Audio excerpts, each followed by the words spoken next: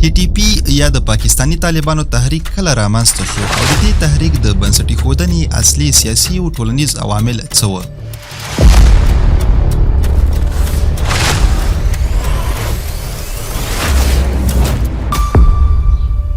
ستاسو په علم کې دا چې مونږ د اسلام د تنفیذ دپاره او د اسلام د بقا دپاره د شریعت د نافذ کولو دپاره او د خلافت د قیام دپاره مونږ قربانۍ ورکړي دي. له 2007 میلادي کال راپدېخوا ټي ټي پی په پاکستان کې د پوځي اهدافو پر ضد کوم لوی بریدونه او عملیات ترسره کړي دي؟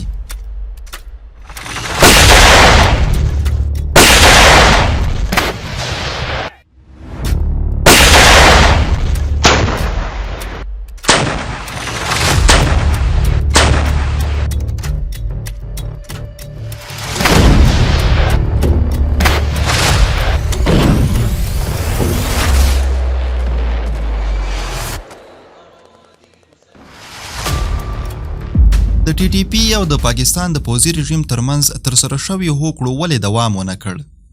خو څو ځل موږ سره مذاکرات شوي دي، څو ځل موږ سره معاهدې شوي دي، څو ځل موږ سره صلح شوي دي، خو د حکومت د طرف نه، د فوج د طرف نه، د اسټابلیشمنټ د طرف نه او د سیاسي پارټو د طرف نه دغه معاهدې ماتې شوي دي او زموږ سره عهد شکنۍ شوي دي او زموږ سره وعده خلافۍ شوي دي او زموږ مطالبې نه دي منل شوي. عبارت خو ستا پرو چې ته ټي ټي پی سره کېنولې ستا مذاکرات د وکړو 90% مسله حل شو خو تا بیرته خراب کړه. د پاکستان پوځي رژیم د ټي ټي پی پر وړاندې کوم ستر نظامي عملیات ترسره کړي دي؟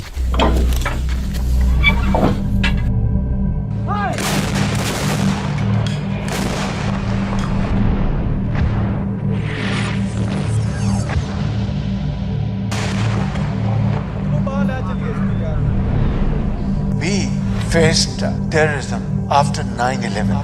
80,000 Pakistanis were martyred. آیا د ټي ټي پی سره د ناکامو مذاکراتو تر شا د پوځ د یوې خاصې کړۍ لاس دی؟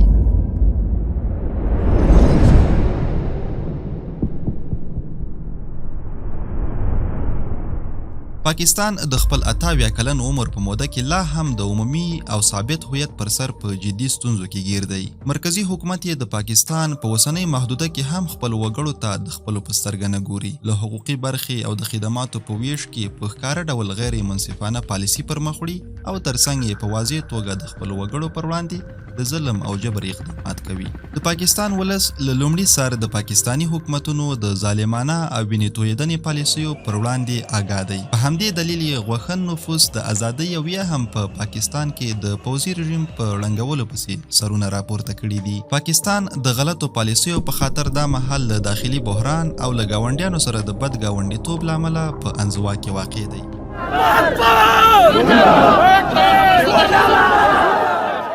دوی ته پته خلکو ته نه لګي پاکستان تباه شو، پاکستان غرق شو، مونږ کروڑونه روپۍ ته باغونه خلکو اخیستي، مونږ اړتیانو زرونه لکونه خلک روان شو بارډر کولاو کړو ځکه چې مونږ د بارډر نه بغیر یو ذریعه هم نشته. اوس بارډر کې کروڑونه خلک په دې بیلټ باندې ټولې بارډر باندې پښتنو او کروڑونه خلک بې روزګار شي. دې رد عمل تاسو سوچ نه کوئ دې رد عمل به شي دې کې به نور خلک مداخلت نه کوي، دې کې به نور خلک راکې نه راځي، مونږ کې به ضد دهشتګردي نه زیاتېږي. مونږ کومه یو ذریعه ده تورخم د بارډر یا د ټولو بارډرونو بغیر مونږ ذریعه کومه ده؟ مونږ یو ذریعه بله روزګار نشته. څومره مونږ خلک چې دی لکونه خلک مونږ ریلیټډ د تورخم سره. بلوچستان د پاکستان په تر ټولو غني جغرافیه کې پراته دي خو د ژوند له ټولو سهولتونو بې برخې دي. د حقوقو د محرومۍ ترڅنګ هلته د پوځ لخوا وژنې، اختطاف او زندانونو ته یې اچول بیخي عامه مسئله ده. بلوچستان دغو ظلمونو تر پوزې راوستي چې د مجبورۍ له امله یې وسلوالې مبارزې او مدني حرکتونو ته مخه کړې. We want the Pakistan army to be out of Balochistan. Pakistan army is looting and plundering our wealth. Our people are suffering. We want that Pakistan must be dismantled. بلوچستان د خپل حقوقو د تحقق لپاره د پوځ له سختو ظلمونو سره مخ شول. هلته وضعیت کړکېچن شو او د ازادۍ لپاره یې روانه وسلواله مبارزه تر نن ورځې په قوت دوام لري. همدارنګه د قبایلو خلک د حقوقو په برخه کې د محروم ساتلو ترڅنګ د پاکستانی پوځ د ظلم رنګارنګ تجربې ولیدې. پاکستانی پوځ په قبایلو کې د مهمو کسانو په ورکېدو، نیونو، برمته کېدو، وژلو او ان د عام وژنې لپاره په نظامي عملیاتو سرپونه کړه. دا چاره د عامو خلکو د کډوالۍ او په قبایلو کې د نویو ستونزو د رامنځته کېدو سبب شوه. د پاکستان پوځ د خونړیو عملیاتو نتیجه دا شوه چې په قبایلو کې د پاکستانی پوځ بار نظامی عملیاتو خلک وسلوالې مبارزې ته مجبور کړل. میش دغه ځوانون دوست ته پیغام درکوي چې میش په پاکستان شکیم دغه جنگ شروع کړی دی، د خپل خور د ازادۍ جنگ دی، د خپل وطن د ازادۍ جنگ دی، دغه ناپاک فوج نه او دغه جمهوریت نظامی نه چې په میش باندې دولت اپلای کوي په دغه خوره شي د میش خپل د اصل کوله چې کوم ازادي د دغه ختم کولو د پورا کوم جنگي نه پاکستان راون کړی دي، دغه د ختم کولو دغه د ناکامولو د پورا میش د خپل جنگ شروع کړی دی. هلته په 2002 میلادي کال کې په لسګونو ګروپونو په ښکاره ډول وسلوال فعالیت پیل کړ چې وروسته په منظمو حرکتونو بدل شول او هغه و چې بالاخره په 2007 میلادي کال کې پاکستانی طالبانو د ټي ټي پی په نوم د رسمي حرکت پیل وکړ او له پاکستانی پوځي رژیم سره لاس په لاس مبارزه پیل کړه. د ټي ټي پی د مبارزې 18 کاله پوره شول. د مسأله ډیره زړه ده خو د پاکستان اوسنۍ حاکم شریري کړي خپلې تیرې ستونزې هېرې کړي او اوس داسې وانمود کوي چې ټي ټي پی د اسلامي امارت د راتګ سره دوی ته نوې جوړه شوې مسأله ده. حال دا چې د پوځ دغه شریرې کړي خپلې ناګردې هېرې او د داخلي بحران پړه په افغانستان او نورو ګاونډیانو ور اچوي. افغانستان اسلامي امارت د ټي ټي پی په موجودیت او د هغو د عملیاتو سره هیڅ ډول تعلق نه لري، بلکې دا پدیده خپله پاکستاني ستونزه ده او باید خپله په کور دننه حل لارې ورته پیدا کړي.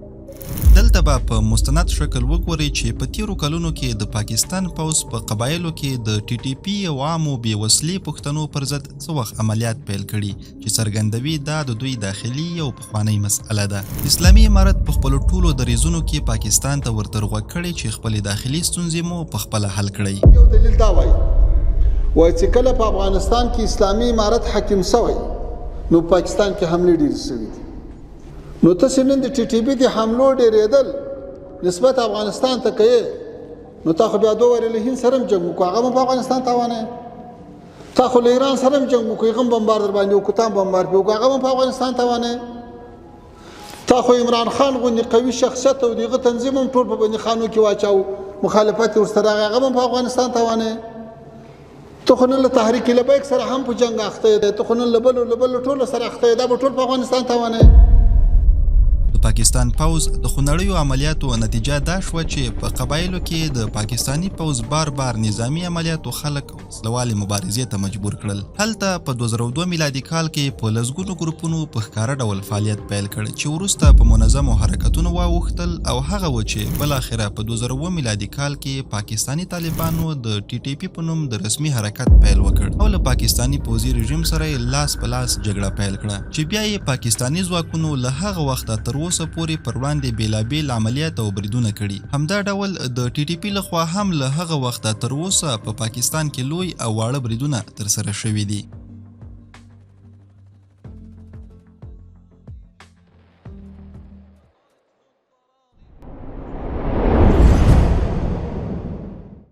پاکستانی پوځ په لومړي ځل د 2002 میلادي کال د مارچ په میاشت کې په جنوبي وزیرستان، شمالي وزیرستان او ورکزۍ ایجنسۍ کې د وسلوالو ډلو پر ضد د المیزان په نامه عملیات اعلان او ترسره کړل چې په نتیجه کې د پاکستان په دننه کې تر 80,000 ځایي خلک بې ځایه شول. په 2007 میلادي کال کې پاکستانی پوځ په سوات او ملکنډ کې د ټي ټي پی پر وړاندې د رای راست په نامه عملیات اعلان کړل. بالاعمله یې د سوات او ملکنډ 4 لکه خلک کډوالۍ ته مجبور شول او یو شمېر کډوال د افغانستان نږدې سیمو ته هم راواوښتل چې د هغه وخت حکومت ډیورن فرضي کرښې ته نږدې ځای پر ځای کړل.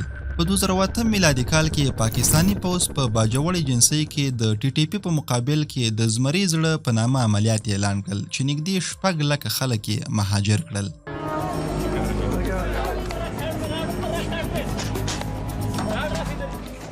د 2009 میلادي کال په اکتوبر میاشت کې پاکستانی پوځ په جنوبي وزیرستان کې بیا د ټي ټي پی پر وړاندې د نجات په نامه عملیات اعلان کړل چې تقریبا له 3 تر 4 لکو ځایي خلک یې کډوالۍ ته مجبور کړل. د 2011 میلادي کال په جولای میاشت کې پاکستانی پوځ په کورم ایجنسۍ کې د ټي ټي پی پر ضد د سپین غر په نامه عملیات اعلان کړل چې په نتیجه کې شاوخوا 1 لک ځایي خلک کډوالۍ ته اړ شول. په مومن ایجنسۍ کې هم په 2011 میلادي کال کې د بریښنا 1 او بریښنا 2 په نوم عملیات ترسره شول چې له امله 1 لک څخه زیات خلک بې کوره شول. ترڅنګ یې د سرحدي سیمو د اوسیدونکو یو شمېر کډوال دې ته اړ شول چې افغانستان ته هجرت وکړي چې د هغه وخت حکومت په نږدې سرحدي سیمو کې ځای پر ځای کړل.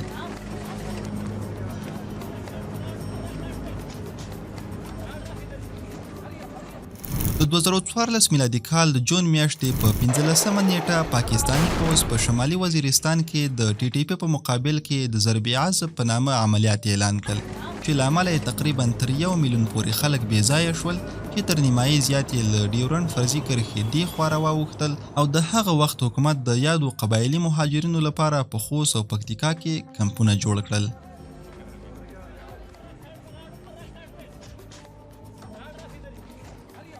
پاکستانی پوځ له 2014 تر 2018 کال پورې د خیبر ایجنسۍ 13 او باړې سیمو کې د ټي ټي پی او قبایلو پر وړاندې د خیبر 1 خیبر 2 خیبر 3 خیبر 4 په نامه عملیات وکړل چې په نتیجه کې له 3 تر 15 لکه خلک له خپلو سیمو کډوالۍ ته مجبور شول چې ډیره برخه یې ننګرهار ولایت ته راغلل او د هغه وخت حکومت له خوا په اړونده سیمه کې ځای پر ځای شول. دا هغه حقایق او مستند معلومات دي چې ښیي پاکستانی پوځ د اسلامي امارت له راتګ مخکې هم له پښتني قبایلو او ټي ټي پی سره په جګړه کې ښکېل و. د اسلامي امارت تر راتګ د مخه دوی په دې خبره اعتراف کاوه چې په اصطلاح له ترهګرۍ سره په جګړه کې تر 80 تر 90 زره نظامیان او خلک وژل شوي دي. We faced terrorism after 9/11. 80,000 Pakistanis were martyred. Boys and girls, mothers, shopkeepers, doctors, engineers, soldiers, to fight this menace, and finally we were able to beat them. We lost 150. پاکستان پوځ د دغو سترو پلان شویو عملیاتو په پایله کې په میلیونونو قبایل مهاجر شول چې ډیری هغه مهال افغانستان ته راواوښتل. په قبایلو کې د پاکستانی پوځي رژیم د ترسره شویو او روانو ظلمونو د ټي ټي پی او ځینو نورو مبارزو ډلو لیکې دومره قوي کړي چې اوس د پاکستان پوځ او نور مهم مراکز په هیڅ ځای کې ترې خوندي نه دي. پاکستان کې د بریدونو او هلته د زیانونو مسئله هم کومه نوې پیښه نه ده چې د اسلامي امارت له راتګ سره د ارتباط ولري، بلکې لا وړاندې د پاکستان په خاوره کې لوی لوی بریدونه ترسره شوي دي او درانه تلفات یې اړولي چې روښانه کوي دا مسئله خپله د پاکستان ستونزه ده، نه د اسلامي امارت. دلته هم په مستند شکل د وسلوالو مبارزو ډلو او ټي ټي پی د هغو لویو بریدونو نمونې دي چې له 2002 میلادي کال راپدېخوا یې د پاکستانی پوځ پر ضد ترسره کړي دي.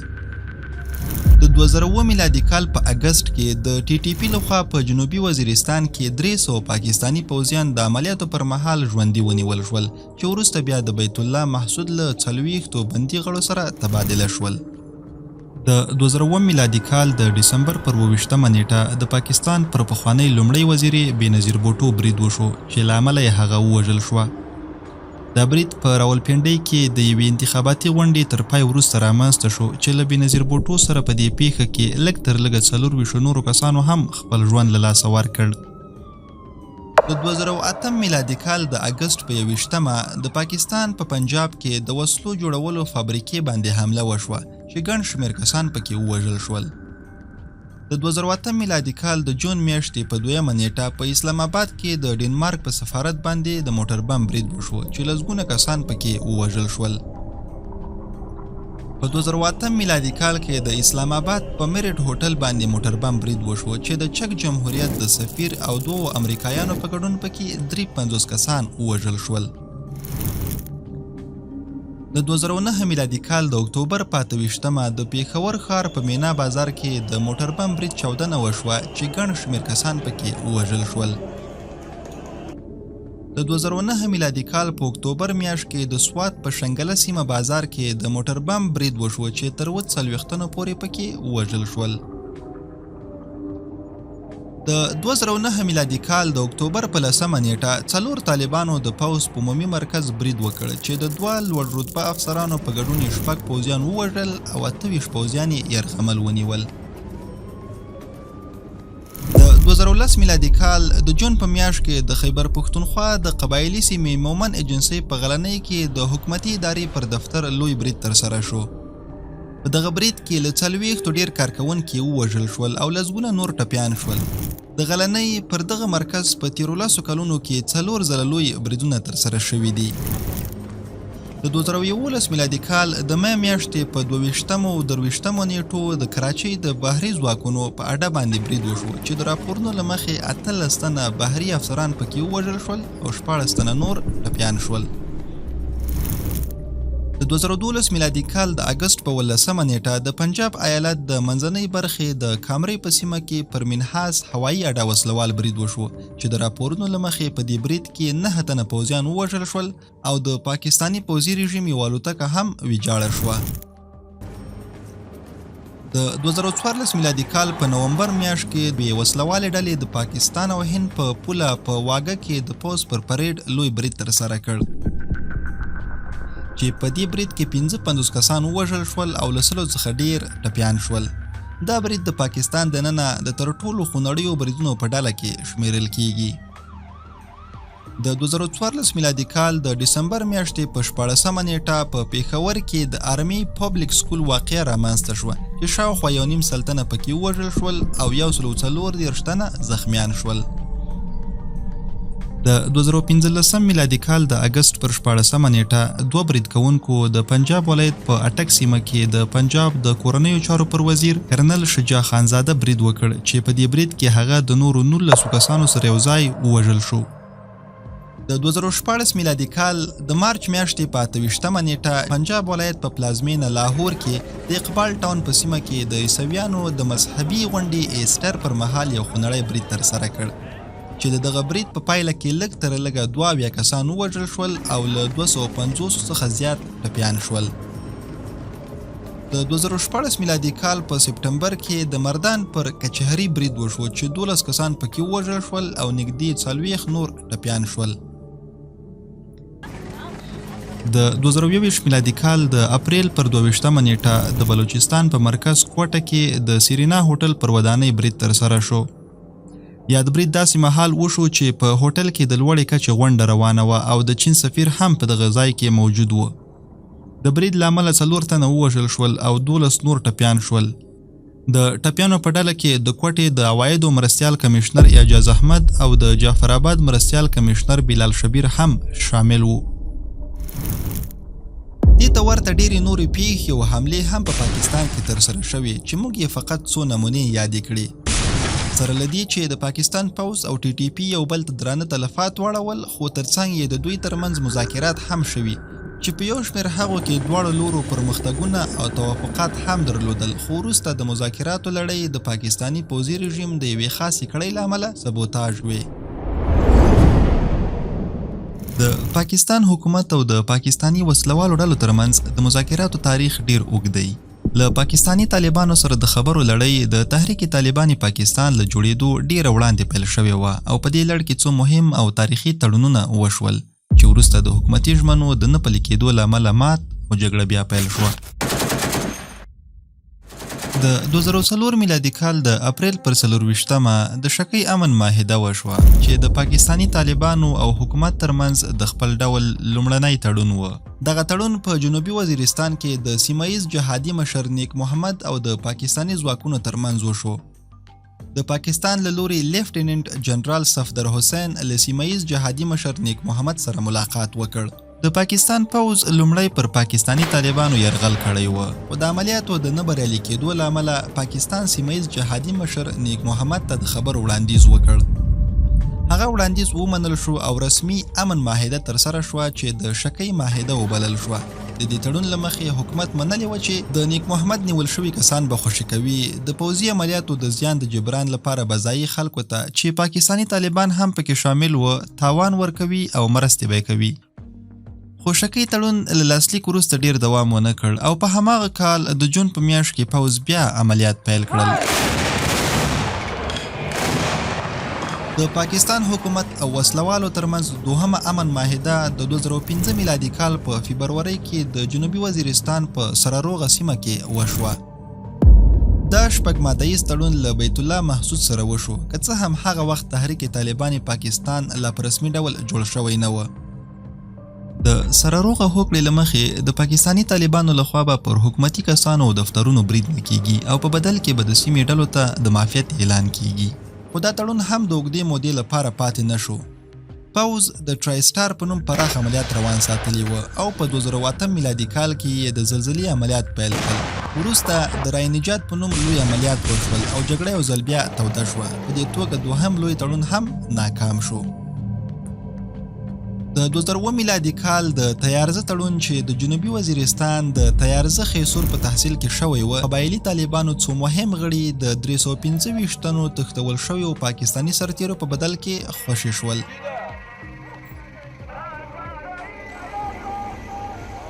د 2008 میلادي کال په مارچ میاشت کې د جنوبي وزیرستان د کوټکی په سیمه کې د پاکستان پوځ له تحریک طالبان پاکستان سره د کوټکی تړون وکړ چې د تحریک طالبان پاکستان د غوښتنې له مخې پوځ د جنوبي وزیرستان له ګڼو سیمو ووت. دریم لوی او مهم تړون په سوات کې په 2008 او 2009 کلونو کې وشو. په هغه وخت کې په خیبر پښتونخوا کې د پیپلز ګوند او عوامي نیشنل پارټۍ ګډ حکومت جوړ شو او هغوی پریکړه وکړه چې په سوات کې له وسلوالو سره مذاکرات وکړي. د خبرو په پایله کې یو 14 مادهیز تړون ترسره شو، خو د تړون څو ورځې وروسته پوځ له پاکستاني طالبانو څخه د تسلیمۍ او غیر مسله کېدو غوښتنه وکړه چې د سیمې د طالبانو مشر مولانا فضل الله ونه منله. جګړه یو ځل بیا پیل شوه او پوځ د راهي حق په نوم عملیات پیل کړل. په دې تړون کې پر سوات د نظامي عدل ریګولیشن په نوم د اسلامي قوانینو د نفاذ غوښتنه هم منل شوې وه، خو حکومت په عملي نفاذ کې خنډونه رامنځته کول. کله چې د وسلوالو نفوذ نورو سیمو ته هم ورسید، پوځ په سوات کې د رای راست په نوم لوی عملیات پیل کړل او جګړه بیرته پخواني شدت ته وګرځېده. په بیلابیلو سیمو کې داسې تړونونه هم شوي چې تحریري بڼه یې نه لرله، خو د مشرتابه ترمنځ شفاهي توافق موجود و او شرایط یې د پخوانیو لویو تړونونو په څیر و. په 2006 میلادي کال کې له حافظ ګل بهادر ډلې سره یو نالیکلی تړون وشو چې دواړو لورو پکې ژمنه کړې وه چې یو بل ته به زیان نه رسوي. دا وضعیت د ضرب عضب تر عملیاتو پورې روان و. کله چې پوځ په جون 2014 میلادي کې په شمالي وزیرستان کې عملیات پیل کړل، نو جګړه بیرته پیل شوه او ورسره د حافظ ګل بهادر ډلې هم د معاهدې په ماتولو سره د پاکستان خلاف وسلوال مبارزه پیل کړه. په خیبر ایجنسۍ کې د لشکر اسلام په نوم له یوې بلې سیمه ییزې ډلې سره هم ورته هوکړه شوې وه چې 2 ځلې تازه هم شوه، خو بیا هم یا د هوکړه پوځ ماته کړه او وروسته یې په سیمه کې د صراط مستقیم په نوم عملیات پیل کړل. په 2008 میلادي کال کې په باجوړ کې مولانا فقیر محمد په مشرۍ حکومت د حلقې باجوړ له طالبانو سره غیر رسمي هوکړه وکړه، خو دا هم د اوږدې مودې لپاره پاتې نه شوه او وروسته پوځ د شیردل په نوم عملیات پیل کړل. په 2009 میلادي کال کې په مومن ایجنسۍ کې هم حکومت غوښتل چې له ځایي پاکستاني طالبانو سره خبرې اترې وکړي، خو په نورو سیمو کې پاکستاني طالبانو سره د غدر له وجې عبدالولي مومن او خالد خراساني له حکومت سره مذاکراتو ته تیار نه و، چې بیا د ځایي مشرانو په غوښتنه له حکومت سره مذاکرات وشول چې له امله یې د یوې هفتې لپاره ډزبندي هم رامنځته شوه. د ډزبندۍ په دوران کې پوځ د یوې سیمې د نیولو هڅه وکړه چې جنگ بیرته پیل شو او مذاکرات ختم شول. ستاسو په علم کې دا چې مونږ د اسلام د تنفیذ دپاره او د اسلام د بقا دپاره د شریعت د نافذ کولو دپاره او د خلافت د قیام دپاره مونږ قربانۍ ورکړي دي او قربانۍ ورکوو. زمونږ چې کوم جنگ روان دی دا صرف او صرف د شریعت او د خلافت او د اسلام د تنفیذ دپاره دی. د اوسه پورې چې کله نه مونږ جنگ شروع کړی نو دا هغه ورځې نه مونږ مسلسل د پاکستان حکومت ته یا د پاکستان فوج ته د پاکستان اسټابلیشمنټ ته مونږ مسلسل دا ویلي دي چې مونږ هر وخت مذاکراتو ته تیار یو. زمونږ دغه یو مطالبه ده که دا مطالبه ومنلی شي نو زمونږ د جنگ جواز نه پاتې کېږي. خو څو ځل مونږ سره مذاکرات شوي دي، څو ځل مونږ سره معاهدې شوي دي، څو ځل مونږ سره صلح شوي دي، خو د حکومت د طرف نه، د فوج د طرف نه او د اسټابلیشمنټ د طرف نه او د سیاسي پارټو د طرف نه دغه معاهدې ماتې شوي دي او زموږ سره عهد شکنۍ شوي دي او زموږ سره وعده خلافۍ شوي دي او زموږ مطالبې نه دي منل شوي. مذاکرات کله کله ترسره شول، د پاکستان حکومت او د پاکستانی طالبانو ترمنځ د خبرو بهیر په نږدې هر حکومت کې په یو نه یو شکل روان پاتې شوی دی. په 2008-2009 میلادي کلونو کې د وسلوالو مرکزی قیادت خپلو سیمهیزو حلقو ته واک ورکړ چې د خپلو سیمو په کچه له حکومت سره خبرې کولای شي. پر همدې دلیل نږدې ټولو حلقو سوات، باجوړ، مومند، خیبر، وزیرستانونو او نورو سیمو کې مذاکرات وشول. ځینو ځایونو کې تفاهم هم وشو خو هیڅ یو د اوږدې مودې لپاره پایدار پاتې نه شو. په 2013-2014 میلادي کلونو کې د حکومت او وسلوالو ترمنځ رسمي مذاکرات وشول چې څو میاشتې روان و. د پاکستانی طالبانو د مذاکراتي پلاوي مشري قاری شکیل احمد حقانی کوله او د حکومت په پلاوي کې مولانا سمیع الحق او نور شخصیتونه شامل و.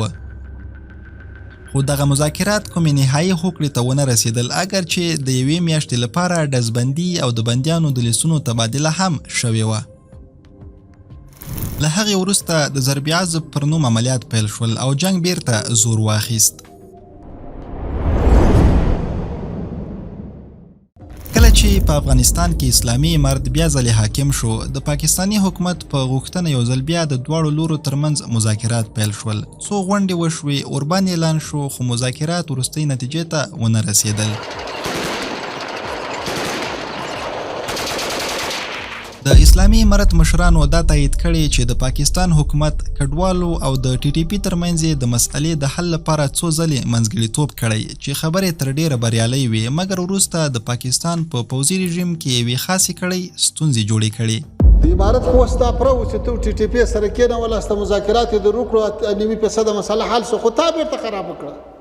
د پاکستان پوځي رژیم چې د خپلو غلطو پالیسیو په تطبیق سره اوس بحراني حالت تجربه کوي، د تیر په څیر د خپلې ناکامۍ پړه پر ګاونډیانو مشخصاً پر افغانستان او هند اچوي. د پاکستان دننه ډیری سیاسون هم په دې نظر دي چې د پاکستان پوځ د ځان او ګاونډیانو لپاره ستونزې جوړې کړي چې نن خپل هم په داسې دام کې راګیر دی چې وضعیت یې له کنټرول څخه وتلی دی.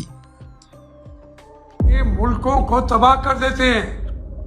میں نہیں پڑھنا چاہتا تھا، نام بھی نہیں لینا چاہتا تھا، لیکن میں ایک ایک چیز دیکھ رہا ہوں. پاکستان ڈوب رہا ہے، معیشت ڈوب رہی ہے، کون ڈبو رہا ہے، لوگ بھوکوں سے مر رہے ہیں. میں دیکھ رہا ہوں کہ پاکستان کو ڈبونے کے لیے نمبر 1 پہ جس کا نام آئے گا وہ پاکستان کی اسٹیبلشمنٹ، مطلب یہ ہے افواج پاکستان ہوں گے نمبر 1 پہ. پاکستان څه موده وړاندې د افغانستان هوایي حریم نقض کړ، خو وروسته د افغانستان اسلامي امارت له کلک غبرګون سره مخ شو.